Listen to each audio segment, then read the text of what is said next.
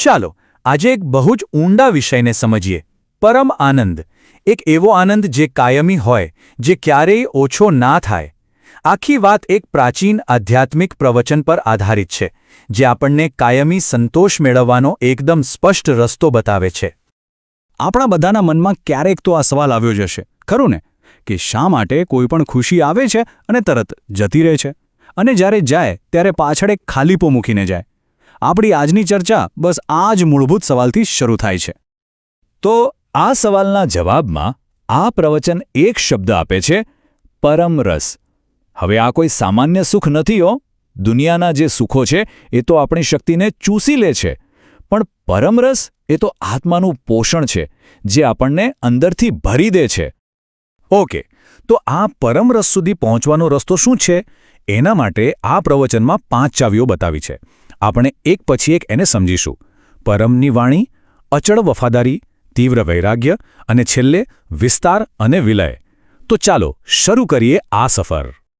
વિભાગ 1: પરમ આનંદની શોધ. જુઓ, આ પ્રવચન જીવનને 2 રીતે જોવાની વાત કરે છે. એક છે સજા અને બીજી છે મજા. હવે અહીં સજાનો મતલબ કોઈ પનિશમેન્ટ નથી, પણ દુઃખ અને પીડાથી ભરેલી અવસ્થા છે, અને મજા એટલે શુદ્ધ આનંદ. તો પરમ રસ એ સજામાંથી મજા તરફ જવાનો એક બ્રિજ છે. હવે આ સ્લાઇડમાં જે વાત છે ને, એ ખરેખર વિચારવા જેવી છે. આપણે જેને રસ કે આનંદ માનીએ છીએ એ મોટા ભાગે તો સાંસારિક રસ છે, જે થોડીવાર મજા આપે પણ અંતે આપણને થકવી દે, ખાલી કરી નાખે. અને એની સામે છે પરમ રસ, જે આપણને પોષણ આપે છે, આપણને વધુ મજબૂત અને સંપૂર્ણ બનાવે છે. આ પાયાનો તફાવત સમજવો બહુ જરૂરી છે. તો વિભાગ 2 અને પહેલી ચાવી છે પરમની વાણી. પણ અહીં વાત ખાલી કાનથી સાંભળવાની નથી હો. આ તો એકદમ અલગ જ રીતે પરિવર્તન માટે સાંભળવાની કળા છે. પ્રવચનમાં સાંભળવાની 2 રીતો વચ્ચેનો ભેદ બહુ સરસ રીતે સમજાવ્યો છે. એક, આપણે મનથી સાંભળીએ છીએ, તર્ક કરવા, દલીલ કરવા, માહિતી ભેગી કરવા. આનાથી શું થાય? આપણો અહંકાર વધુ મજબૂત બને. અને બીજી રીત છે હૃદયથી સાંભળવું, જ્યાં બસ સમર્પણ હોય, અનુભવવાની ઈચ્છા હોય અને બદલાવ માટેની તૈયારી હોય. આનાથી આત્માના દરવાજા ખુલે છે. એટલે કે આખી વાતનો સાર એ છે કે જ્ઞાનને પકડી રાખવાની વસ્તુ નથી, પણ એના દ્વારા અંદર જે પકડી રાખ્યું છે એને છોડવાની પ્રક્રિયા છે. સમજણનો અસલી મતલબ જ અહંકારને ઓગાળવાનું છે, એને પોષવાનો નહીં. ચાલો હવે આપણે ત્રીજા વિભાગમાં અને બીજી ચાવી તરફ આગળ વધીએ. આ ચાવી છે અચળ વફાદારી. અને આ કોઈ સામાન્ય નિષ્ઠા નથી, આ તો તર્કથી પણ આગળની વાત છે. તો સાચી વફાદારી એટલે શું? પરમાત્મા સાથે એક એવો સંબંધ જે ક્યારેય તૂટે નહીં. દુનિયાની મોહ માયા સાથે જાણી જોઈને નાતો તોડવો. દરેક કામ કોઈ ફાયદા માટે નહીં, પણ માત્ર ને માત્ર પરમાત્મા માટે કરવું. આ એવી વફાદારી છે જ્યાં કોઈ કેમ કે શા માટે એવા સવાલ જ નથી. આ વાતને સમજાવવા માટે પ્રવચનમાં કેટલાક અદ્ભુત ઉદાહરણો પણ છે. આવો જ એક પ્રસંગ છે ધર્મરક્ષિત સુરીશ્વરજીનો. એમણે 1008 ઉપવાસ કરવાની એક અત્યંત કઠોર તપસ્યા શરૂ કરી હતી. હવે વિચારો, એમના 645 ઉપવાસ થઈ ગયા હતા. મંઝિલ હવે બહુ દૂર નહોતી. એમની સિદ્ધિની ચર્ચાઓ થતી હતી. અને બરાબર એ જ સમયે એમના ગુરુએ એક એવો આદેશ આપ્યો જેની કોઈએ કલ્પના પણ નહોતી કરી. એમણે કહ્યું, ધર્મરક્ષિત, આજે જ તારો ઉપવાસ તોડી નાખ. અને એમણે 1 સેકન્ડનો પણ વિચાર ના કર્યો. કોઈ સવાલ નહીં, કોઈ દલીલ નહીં, તરત જ ઉપવાસ તોડી નાખ્યો. આ છે પરમ વફાદારી, જ્યાં હું અને મારી સિદ્ધિ જેવી બધી વાતો ગૌણ બની જાય છે, અને માત્ર ગુરુની આજ્ઞા જ સર્વોપરી રહે છે. અદ્ભુત. વિભાગ 4. આવી ઊંડી વફાદારી માથે જ જન્મે છે આપણી ત્રીજી ચાવી, તીવ્ર વૈરાગ્ય. આ એવો વૈરાગ્ય છે જે બધું જ છોડાવી દે છે, ખાસ કરીને એવી ક્ષણે જ્યારે કોઈ વસ્તુને પકડવાની ઈચ્છા સૌથી વધારે હોય. આ સમજવા માટે વીર વિજયજીની વાત બહુ જ સચોટ છે. એમને સાધુ બનવાની એટલી તીવ્ર ઈચ્છા હતી, પણ પરિવારના દબાણને કારણે એમને લગ્ન કરવા પડ્યા. શરત એ હતી કે વંશને આગળ વધારવા માટે એક સંતાન થાય, પછી એ મુક્ત છે. તો એક દિવસ એ બજારમાં કંઈક ખરીદી રહ્યા હતા, અને એક વ્યક્તિ દોડતો દોડતો આવ્યો અને ખુશખબર આપી, અભિનંદન, તમારે ત્યાં દીકરાનો જન્મ થયો છે. એમની સાંસારિક જવાબદારી હવે પૂરી થઈ ગઈ હતી. અને બસ એ જ ક્ષણે એમણે હાથમાં જે પણ સામાન હતો એ ત્યાં જ મૂકી દીધો, એક શબ્દ પણ બોલ્યા વગર, અને બજારમાંથી સીધા જ સંસારનો ત્યાગ કરીને ચાલી નીકળ્યા. પાછા વળીને ઘર કે પોતાના નવજાત દીકરાને જોવાની પણ જરૂર ન સમજી. આને કઠોરતા ન કહેવાય, આ છે તીવ્ર વૈરાગ્ય. એમનું કમિટમેન્ટ પરમાત્મા સાથે હતું. જેવી દુનિયાવી જવાબદારી પૂરી થઈ એ જ ક્ષણે પરમાત્માનું આકર્ષણ એટલું પ્રબળ હતું કે બીજું બધું જ એની સામે ફિક્કું પડી ગયું. અને હવે આપણે આ યાત્રાના છેલ્લા પડાવ પર છીએ. અંતિમ વિભાગ અને છેલ્લી બે ચાવીઓ જે આપણને આ સફરના શિખર પર લઈ જાય છે: પરમનો વિસ્તાર અને પરમમાં વિલય. ચોથી ચાવી છે પરમનો વિસ્તાર, એટલે કે દરેક જીવમાં, પછી ભલે એ મિત્ર હોય કે દુશ્મન, એ જ એક પરમ તત્વને જોવું. જ્યારે આવી દ્રષ્ટિ આવી જાય ત્યારે બધા ભેદભાવ અને ઝઘડા આપોઆપ ખતમ થઈ જાય છે. અને પાંચમી એટલે કે છેલ્લી ચાવી છે પરમમાં વિલીનતા. આ સ્વનું સંપૂર્ણપણે વિસર્જન છે. પોતાના અહંકારને શૂન્ય કરીને પરમ તત્વ સાથે એક થઈ જવું. જેમ રવિન્દ્રનાથ ટાગોરે કહ્યું હતું કે એમના હજારો ગીતો તો માત્ર તૈયારી હતી, અસલી સંગીત તો ત્યારે જ શરૂ થાય જ્યારે ગાવાવાળો જ ગાયબ થઈ જાય. તો ચાલો આ પાંચેય ચાવીઓને ફટાફટ રિવાઇઝ કરી લઈએ. પહેલું, પરમની વાણીને હૃદયથી સાંભળવી. બીજું, એ માર્ગ પર અચળ વફાદારી રાખવી. ત્રીજું, એ વફાદારીમાંથી જન્મેલા તીવ્ર વૈરાગ્યથી બધું છોડી દેવું. ચોથું, દરેક જીવમાં એ જ પરમતત્વનો વિસ્તાર જોવો. અને છેલ્લે પાંચમું, પોતાના હુંને ઓગાળીને પરમમાં વિલીન થઈ જવું. આ છે સાંભળવાથી શરૂ કરીને શૂન્ય થવા સુધીની એક અદ્ભુત યાત્રા. આ બધી વાત આપણને એક બહુ જ ઊંડા સવાલ પાસે લાવીને ઊભી રાખી દે છે કે જો જીવન જીવનાર હું નથી, જો નિર્ણય લેનાર અહંકાર નથી, તો પછી આ જીવન કોણ જીવી રહ્યું છે? આ શરીર અને મનને કોણ ચલાવી રહ્યું છે? વિચારવા જેવો સવાલ છે નહીં? નમસ્કાર. ચાલો આજે એક બહુ જ રસપ્રદ વિષય પર વાત કરીએ. આપણે જે પૂજાપાઠ, જે ધાર્મિક વિધિઓ કરીએ છીએ, એની પાછળનો સાચો હેતુ શું છે? શું એ માત્ર ક્રિયાઓ છે કે પછી એની પાછળ કોઈ ગહન, પરિવર્તનકારી રહસ્ય છુપાયેલું છે? આજે આપણે એક આધ્યાત્મિક પ્રવચનના આધારે આ જ ગૂઢ રહસ્યને સમજવાનો પ્રયત્ન કરીશું. તો આ આખી ચર્ચાની શરૂઆત એક સવાલથી કરીએ. જરા વિચારો, આપણે જ્યારે પ્રાર્થના કરીએ છીએ ત્યારે આપણો હેતુ શું હોય છે? શું એ કંઈક મેળવવાનો હોય છે કે પછી કંઈક બનવાનો હોય છે? શું આપણી પ્રાર્થનાઓ ફક્ત બહારની દુનિયામાંથી કંઈક માંગવા માટે છે કે પછી એ આપણી અંદર જ છુપાયેલા સત્યને ઉજાગર કરવાનું એક સાધન છે? આ એક એવો સવાલ છે જે આપણને આખી વાતને એક નવા જ દૃષ્ટિકોણથી જોવા માટે મજબૂર કરી દેશે.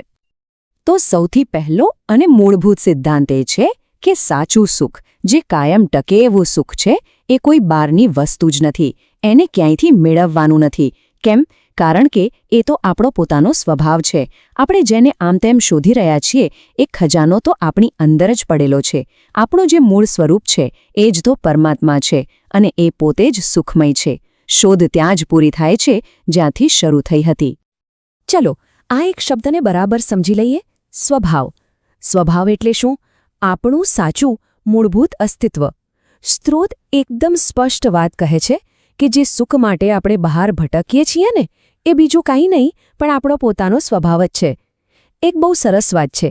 જો સુખ બહારની કોઈ વસ્તુમાં હોય તો એનાથી મોટું દુઃખ બીજું કોઈ નથી, કારણ કે એ ક્યારેય કાયમ નહીં રહે. પણ જો સુખ આપણી ભીતરમાં જ હોય, આપણા સ્વભાવમાં જ હોય, તો પછી એનાથી મોટું સુખ પણ બીજું કોઈ નથી. ઓકે, તો જો સુખ અંદર જ છે તો પછી આ બધી ધાર્મિક વિધિઓનું શું? એની શું જરૂર? અહીં જ મુદ્દાની વાત આવે છે. શું આપણે આ વિધિઓનો સાચો ઉપયોગ કરી રહ્યા છીએ? શું એ આપણને અંદરની શાંતિ તરફ લઈ જાય છે કે પછી એ પણ દુનિયાની બીજી પ્રવૃત્તિઓની જેમ માત્ર એક બાહ્ય ક્રિયા બનીને રહી ગઈ છે? આ સવાલ પર વિચારવા જેવું છે.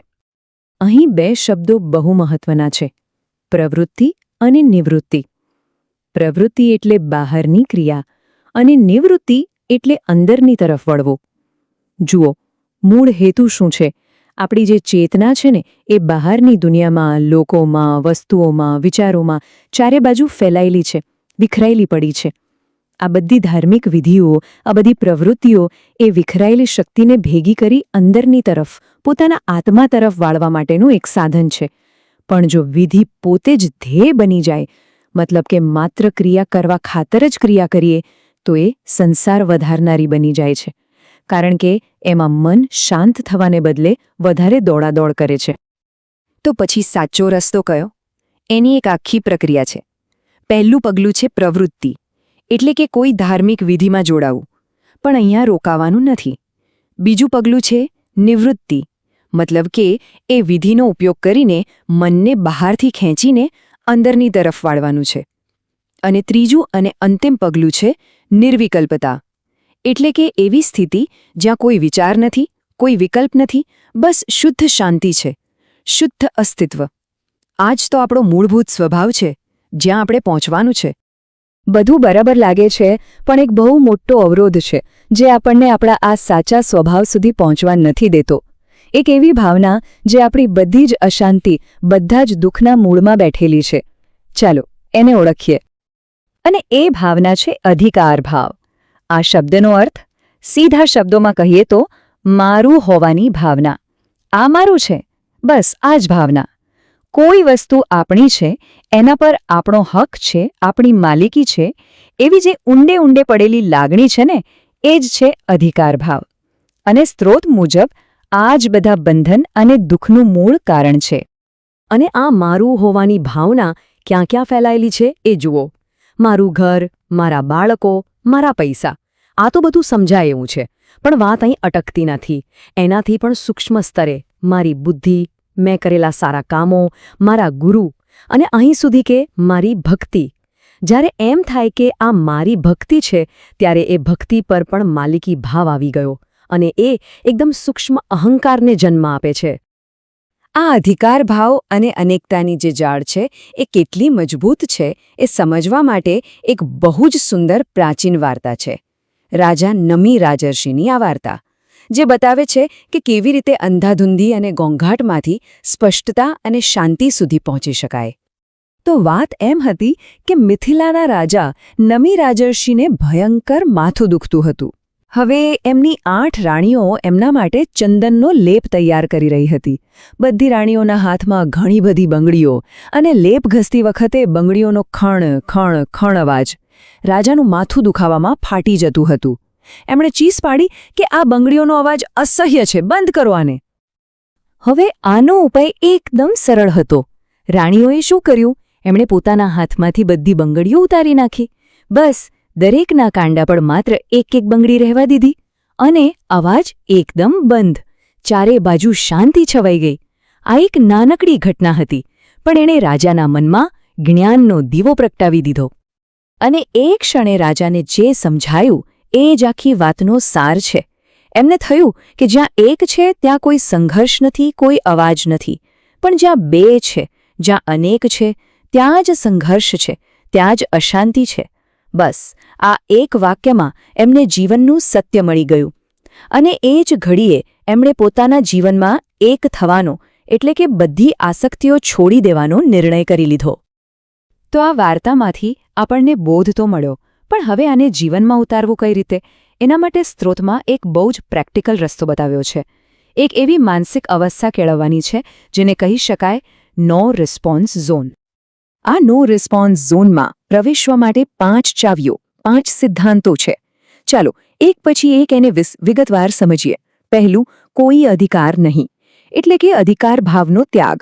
આપણે એ સમજવાનું છે કે જે વસ્તુ આપણે બનાવી જ નથી એના પર આપણો હક કેવો? આ શરીર, આ સંપત્તિ, આ સંબંધો, આ બધું તો પ્રકૃતિની દેન છે. આપણે એના માલિક નથી, માત્ર વ્યવસ્થાપક છીએ. બીજું, કોઈ સંબંધ નહીં.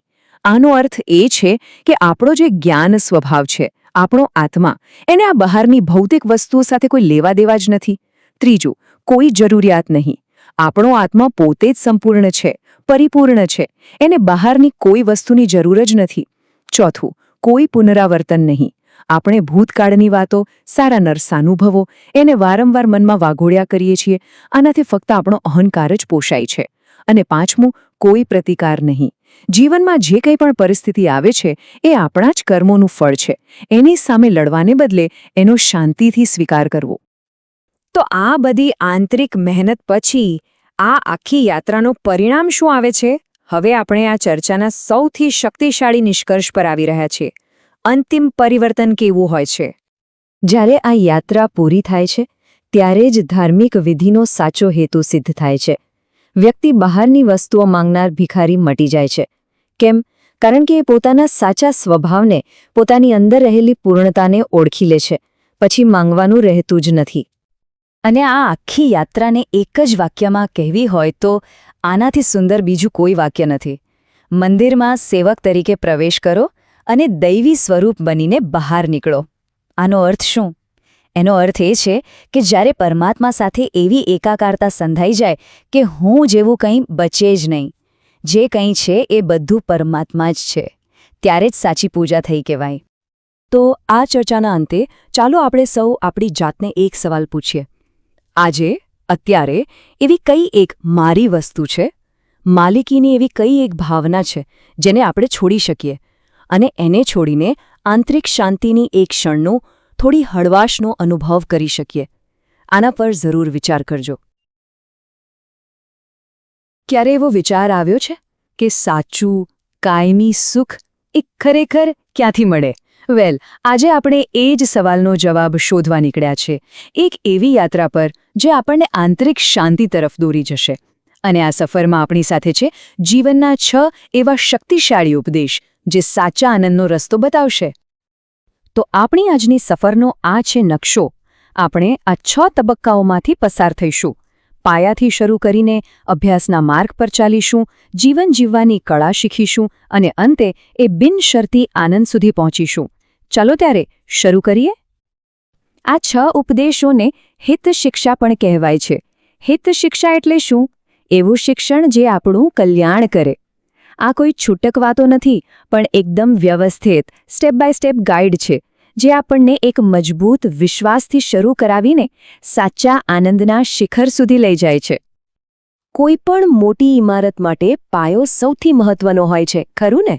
બસ આપણી આ આધ્યાત્મિક યાત્રાનો પાયો છે આ પહેલા 2 ઉપદેશ, આસ્થા અને અર્પણ. ચલો આ પાયાને બરાબર સમજીએ. તો સૌથી પહેલું અને સૌથી અગત્યનું પગલું છે આસ્થા. પણ આસ્થા એટલે શું? આંખ બંધ કરીને માની લેવું? ના, અહીં આસ્થાનો અર્થ છે વાસ્તવિકતાને, સત્યને જેવું છે તેવું જ સ્વીકારવું, કોઈ પણ જાતની ભેળસેળ વગર. આપણી જે ખોટી માન્યતાઓ છે ને એને સુધારવી, એ જ જીવનનું સૌથી પહેલું અને સૌથી મોટું કામ છે. અને આસ્થાનો પાયાનો સિદ્ધાંત શું છે? એ છે દેહ અને આત્મા વચ્ચેનો સ્પષ્ટ ભેદ સમજવો. જુઓ, આપણું શરીર ભૌતિક છે, ક્ષણિક છે, એ સાચું હું નથી. જ્યારે આત્મા અભૌતિક છે, શાશ્વત છે, અને એ જ આપણો સાચો હું છે. આ સમજણ જે દિવસે પાકી થઈ જાય, સમજો કે યાત્રાની સાચી શરૂઆત થઈ ગઈ. એકવાર આસ્થાનો પાયો મજબૂત થઈ ગયો, પછી આવે છે બીજું પગલું, અર્પણ, એટલે કે સમર્પણ. જે સત્યને આપણે સ્વીકાર્યું એને હવે આપણું જીવન, આપણા કર્મો, આપણી બધી જ શક્તિ સમર્પિત કરી દેવાની. હવે બધું એ સત્યના માર્ગદર્શન હેઠળ જ થાય. પણ આ સમર્પણની તાકાત કેટલી છે? ચાલો એક સરસ ઉદાહરણ જોઈએ.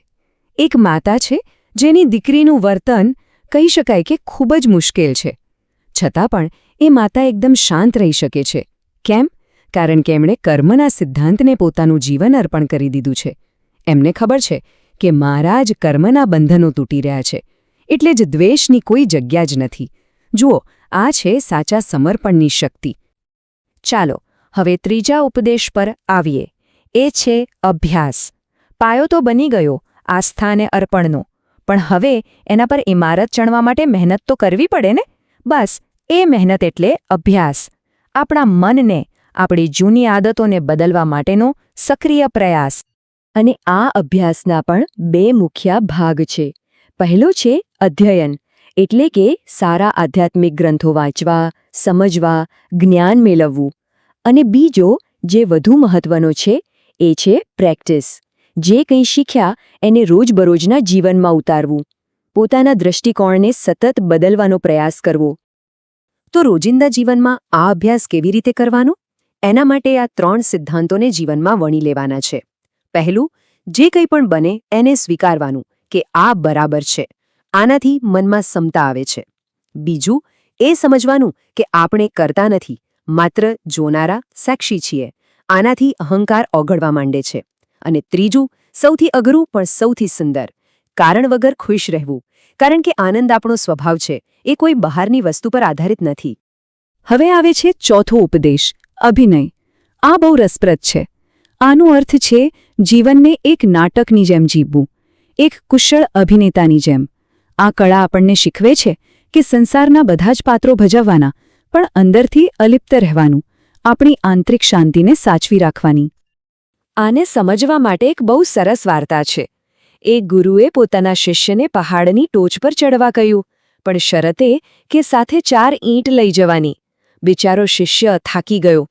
એ 4 ઈંટ બીજું કંઈ નહીં પણ એ 4 બોજ છે જે આપણે સૌ ઊંચકીને ફરીએ છીએ, અને આ બોજ જ આપણને આધ્યાત્મિક શિખર પર પહોંચતા રોકે છે.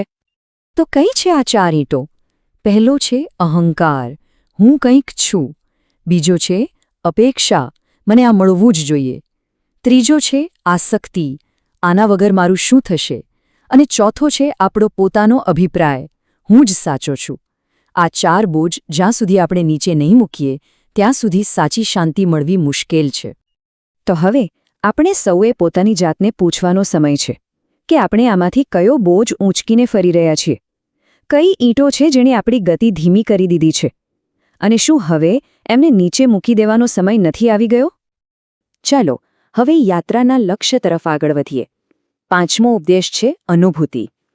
કારણ કે આ બધી વાતો ખાલી બુદ્ધિથી સમજવાની નથી. અંતિમ ધ્યેય તો આપણા સાચા સ્વરૂપનો, આત્માનો સીધો અનુભવ કરવાનો છે. જ્યાં સુધી એ અનુભવ ન થાય ત્યાં સુધી બધું જ જ્ઞાન અધૂરું છે, પોપટિયા જ્ઞાન જેવું છે. પણ આ અનુભવ માટે પાત્રતા કેળવવી પડે. એમનેમ ન થઈ જાય, અને એના માટે 3 વસ્તુઓ જરૂરી છે. પહેલું, વૈરાગ્ય, એટલે કે દુનિયાની વસ્તુઓ પ્રત્યે અનાસક્તિ. બીજું, ભક્તિ, એટલે કે આ માર્ગ પ્રત્યે સંપૂર્ણ શ્રદ્ધા અને સમર્પણ. અને ત્રીજું, જ્ઞાન, એટલે કે સાચી અને સ્પષ્ટ સમજ. તો પછી આ જ્ઞાનને અનુભવમાં કેવી રીતે બદલવું? એનો પુલ છે ધ્યાન. ધ્યાન એટલે શું? કોઈ જટિલ ક્રિયા નથી. ધ્યાન એટલે બસ પોતાના મનને વર્તમાન ક્ષણમાં લઈ આવવું, અહીં અને અત્યારેમાં જીવવું. જેમ જેમ આપણે વર્તમાનમાં રહેતા શીખીશું તેમ તેમ આપણી અંદરની જાગૃતિ વધશે અને અનુભૂતિનો દરવાજો ખુલશે. અને આખરે આપણે પહોંચ્યા છીએ આપણી યાત્રાના અંતિમ મુકામ પર.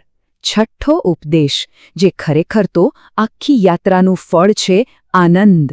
અને આ કોઈ સામાન્ય સુખ નથી. આ છે બિનશરતી, આત્મનિર્ભર આનંદ. આ એવો આનંદ છે જે આપણા અંદરથી જ ફૂટે છે. એને બહારના કોઈ વ્યક્તિ, કોઈ વસ્તુ કે કોઈ પરિસ્થિતિની જરૂર નથી. કોઈ વખાણ કરે તો પણ આનંદ, કોઈ ટીકા કરે તો પણ આનંદ. આ આપણો સાચો, જન્મજાત સ્વભાવ છે. આપણે એને ભૂલી ગયા છે, બસ એને ફરીથી શોધવાનો છે. આને સમજવા માટે એક ઋષિની બહુ સુંદર વાર્તા છે. એ વરસાદ માટે નૃત્ય કરતા અને હંમેશા વરસાદ આવતો. કોઈએ પૂછ્યું, તમારું રહસ્ય શું છે? ઋષિએ કહ્યું, મારા 2 નિયમ છે. પહેલો, હું નાચું છું અને વરસાદ પડે છે. અને મારો બીજો નિયમ છે, જ્યાં સુધી વરસાદ ન પડે ત્યાં સુધી હું નાચતો રહું છું. વાત જાદુની નહોતી, વાત હતી દૃઢતાની, સતત પ્રયાસની. તો આખી વાતનો સાર એ છે, અને આ સવાલ આપણા સૌ માટે છે, કે આપણે ક્યાં સુધી નાચવા તૈયાર છીએ? જ્યાં સુધી સાચા આનંદનો વરસાદ ન વરસે ત્યાં સુધી. શું આપણે આ માર્ગ પર દૃઢ રહી શકીશું? કારણ કે આ સફર દરેકની પોતાની છે, અને એનું ફળ એ પણ એટલું જ અનોખું અને અમૂલ્ય છે.